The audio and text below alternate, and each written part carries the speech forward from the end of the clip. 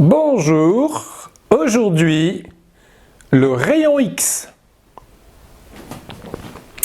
Alors, dans une leçon précédente, on avait parlé du clouage, comme l'exemple ici sur l'échiquier mural.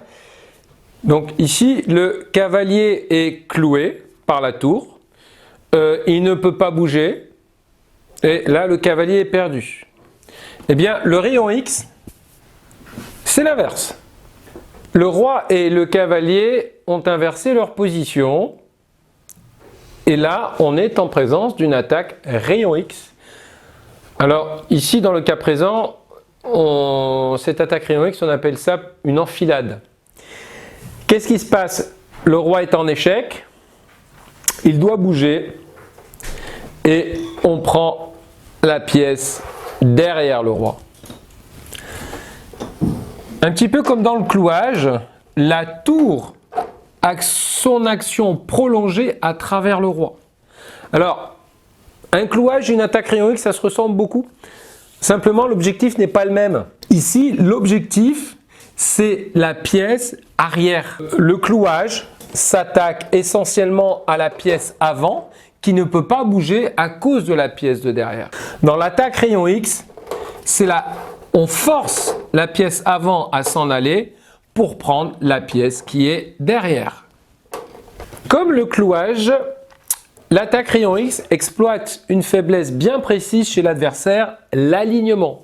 On voit ici que le roi et la tour sont alignés sur la même diagonale et bien sûr les pièces qui font les attaques rayon X sont les mêmes que les pièces qui font le clouage, c'est-à-dire la dame, la tour et le fou, soit les pièces à long rayon d'action. Donc ici, c'est la dame aidée par le pion qui va exploiter cet alignement par dame H4. Le roi est obligé de partir et les blancs encaissent la tour. Dans les deux premiers exemples, nous avons vu des attaques rayon X où la pièce avant était le roi et on prend la pièce qui est derrière. Il est possible de faire des doubles attaques avec deux pièces non protégées, alignées sur la même rangée, sur la même colonne ou sur la même diagonale.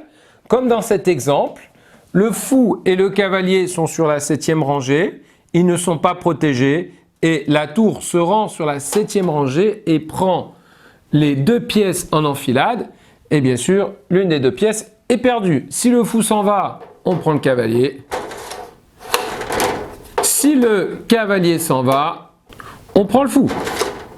Les attaques rayon X contre deux pièces alignées ont moins de chances d'aboutir parce que très souvent, il est possible de trouver des systèmes de défense qu'il n'est pas possible de trouver dans des attaques rayon X quand c'est le roi qui est devant. Dans cette situation, on a légèrement modifié la position et on a écarté le cavalier et le fou. Maintenant, si on fait la même attaque rayon X, eh bien, les noirs ont la possibilité de se défendre, soit en jouant fou D6, c'est-à-dire que l'une des pièces s'en va pour protéger l'autre. Ou bien, on prend le cavalier et on le met en D5 et le cavalier protège le fou. Lorsque ce n'est pas le roi qui est dans l'attaque rayon X, il y a plus de chances pour l'adversaire de pouvoir se défendre. Comme dans le clouage, la valeur des pièces attaquées est très importante. Regardons cette situation. Bien sûr, le roi et la dame sont alignés sur la même diagonale et c'est le fou qui va faire l'attaque rayon X.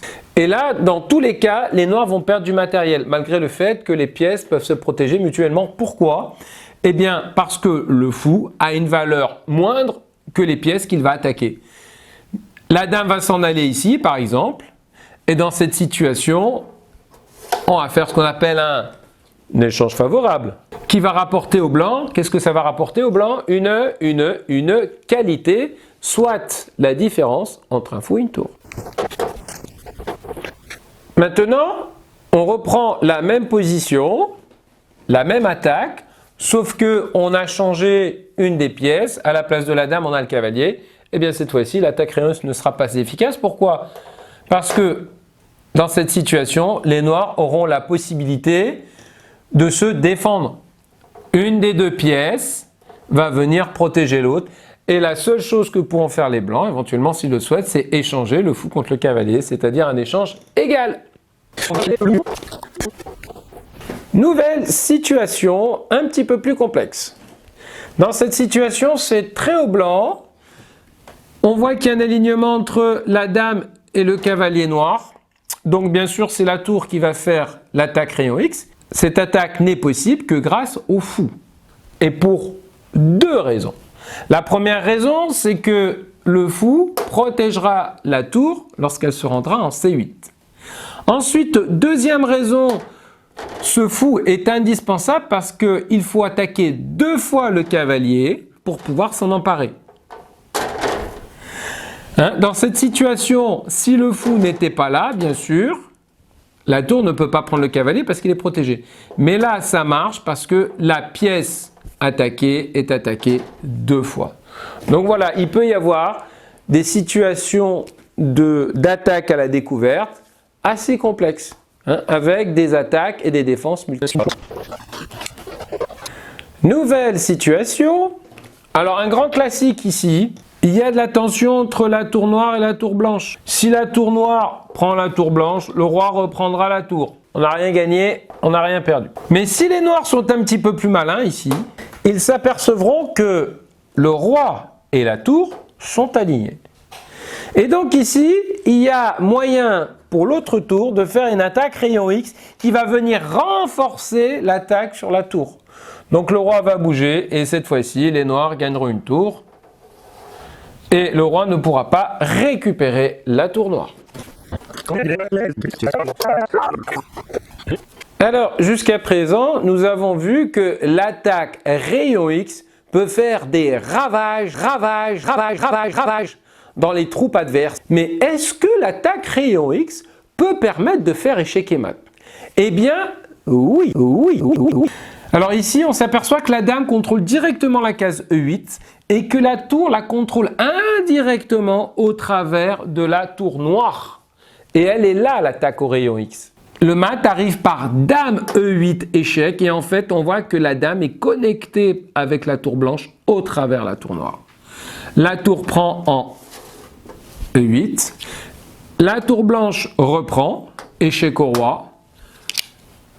Dernier baroud d'honneur, défense desperado par dame F8 échec. Et après tour prend F8, c'est échec et mat.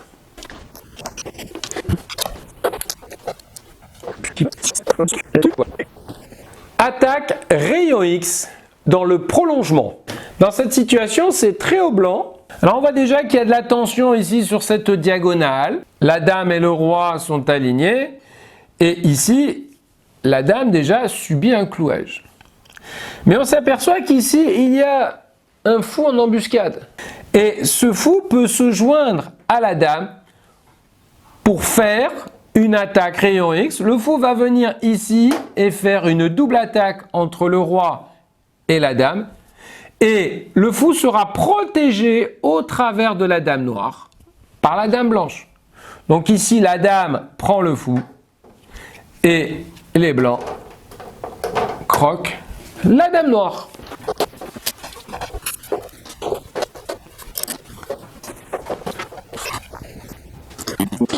Et pour terminer nos exemples, une apothéose. Dans cette position, c'est au blanc de jouer. Alors une position très complexe où il y a des pièces qui tirent dans tous les sens. Remettons de l'ordre dans tout ce chaos. On voit que la dame est bien implantée ici sur la 7e rangée, mais pour le moment, la dame a une situation instable parce qu'elle est embêtée par la dame noire. On s'aperçoit ici qu'il y a un très beau fou sur cette diagonale qui contrôle une case de fuite du roi. Le fou ici est très bien placé sur la grande diagonale et met la pression en fait sur toute cette diagonale, comme on va la voir dans quelques secondes. Et qui vient appuyer cette attaque? Le cavalier ici en F5, qui lui met directement la pression sur la case G7. Alors, regardons un petit peu cette case G7. Elle est attaquée directement par la dame et le cavalier, mais elle va être aussi attaquée indirectement par le fou, en rayon X à travers le fou de case noire. Et on voit que dans le prolongement de cette diagonale, il y a le roi.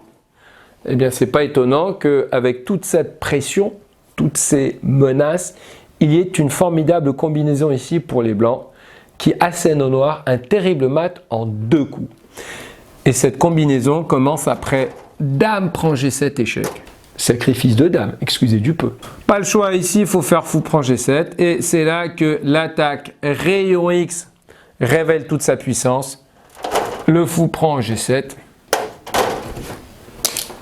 Échec et mat. Pour terminer notre séance, 2 petits exercices tirés de finale de tour. Donc voici une première position, c'est très haut blanc et donc après un long combat, je te prends, tu me prends, se prend, nous prenons, vous prenez, se prennent, eh bien les 2 camps ne disposent plus que d'un roi et d'une tour et on s'achemine vers une nulle inéluctable quand soudain une attaque rayon X surgit. Pour le moment il n'y a pas d'alignement, mais les blancs ont la possibilité de forcer l'alignement du roi et de la tour en faisant tour A8 échec. Et la horreur pour les noirs, ils doivent monter leur roi sur la même ligne que la tour. Maintenant la tour recule d'une rangée, échec, le roi s'en va et les blancs s'emparent de la tour et s'adjugeront la partie quelques coups plus tard. Alors pour terminer, encore un grand classique des finales de tour. Dans cette situation, c'est très au noir. Les blancs ont un pion de plus, un pion qui est à une case du bonheur. Mais pour réaliser ce bonheur, il faut que la tour s'écarte du pion. Mais à ce moment-là, les noirs l'éliminent. Alors ici, c'est très au noir, il suffit d'attendre. Roi H7. Et pour que les blancs espèrent gagner, il faut que le roi vienne en soutien pour pouvoir libérer la tour et faire dame le coup d'après. Mais ici, le roi blanc va se faire bombarder d'échecs, échec. Et dès qu'il s'écarte, eh bien on revient. Cette position, elle est nulle. Mais ici, les noirs ont commis une terrible erreur. Ils ont joué le coup roi F7. Leur idée, elle est simple, c'est de se rapprocher éventuellement du pion et aider de la tour et éliminer le dernier pion. Mais ici, les blancs ont l'occasion de placer une terrible pointe basée sur une attaque rayon X. Alors, je vous laisse quelques secondes pour chercher. Ici, les blancs gagnent en jouant le coup tour H8. Le pion menace de faire une dame. Et si la tour prend, bien sûr, avec une tour de plus, les blancs pourront sans peine faire échec et mat. Donc ici, hors de question pour les noirs de laisser le pion avancer. Donc les noirs prennent le pion. Mais ce faisant, la tour s'est alignée avec le roi noir. Et maintenant, les blancs vont s'emparer de la tour grâce à une attaque rayon X, grâce à une enfilade, et ainsi gagner la partie. Voilà, eh bien c'est fini, on peut faire du bruit, on peut chanter, on peut danser, on peut faire tout ce que vous voulez.